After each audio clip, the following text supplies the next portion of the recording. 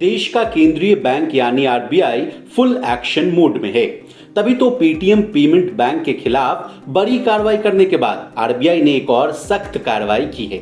Reserve bank ने card payment gateway यानी visa, master card, Amex और डिनर्स को बड़ा झटका दिया है। रिजर्व बैंक ने वीजा और मास्टर कार्ड पर एक्शन लेते हुए उन्हें कार्ड से बिजनेस पेमेंट रोकने के लिए कहा है। अब आप सोच रहे होंगे कि मेरे पास भी कई तरह के कार्ड हैं जिस पर वीजा और मास्टर कार्ड लिखा होता है। ऐसे में आरबीआई के एक्शन के बाद बड़ा सवाल यह है कि दोनों पेमेंट मर्चेंट के कस्टमर्स पर इस एक्शन का क्या असर पड़ेगा। अब क्या है पूरी खबर, विस्तार से जानने और समझने की कोशिश करते हैं। कहानी की शुरुआत आरबीआई के एक्शन से करते हैं कि आरबीआई ने क्या कदम उठाया है।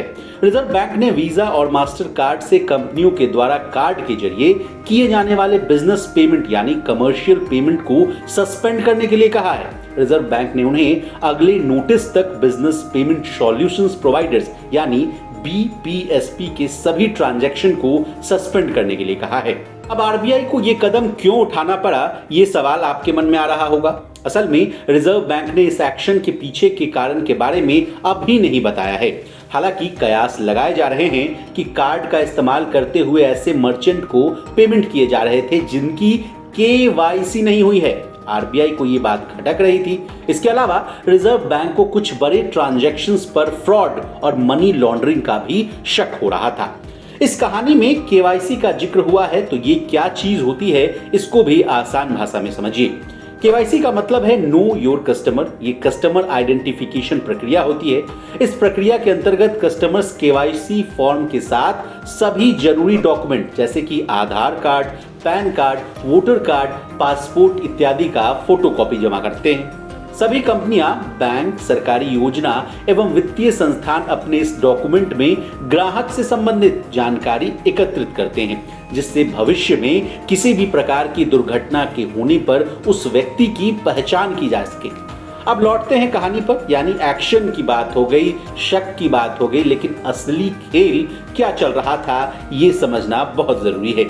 दरअसल इस तरह के कार्ड बैंक बड़े कॉर्पोरेट को जारी करते हैं। ये कार्ड कॉर्पोरेट को बैंकों से मिलने वाले क्रेडिट लाइन के तहत मिलते हैं। बड़े कॉर्पोरेट इन कार्ड का इस्तेमाल छोटी कंपनियों को पेमेंट करने में करते हैं। आरबीआई को ऐसे कुछ मामले मिले हैं जिनमें कार्ड के जरिए होने वाले कमर्शियल पेमेंट की व्यवस्था का इस्तेमाल करते हुए बड़े कॉर्पोरेट ने बैंकों से मिली क्रेडिट लाइन के पैसे ऐसी छोटी कंपनियों को भुगतान किया यानी पेमेंट किया जिनकी केवाईसी नहीं की गई थी। इससे आरबीआई को संदेह हुआ कि कार्ड रूट का इस्तेमाल मनी लॉन्ड्रिंग में तो नहीं हो रहा। अब कार्ड पेमेंट में वीजा और मास्टर कार्ड की हिस्सेदारी वाली बात को समझिए।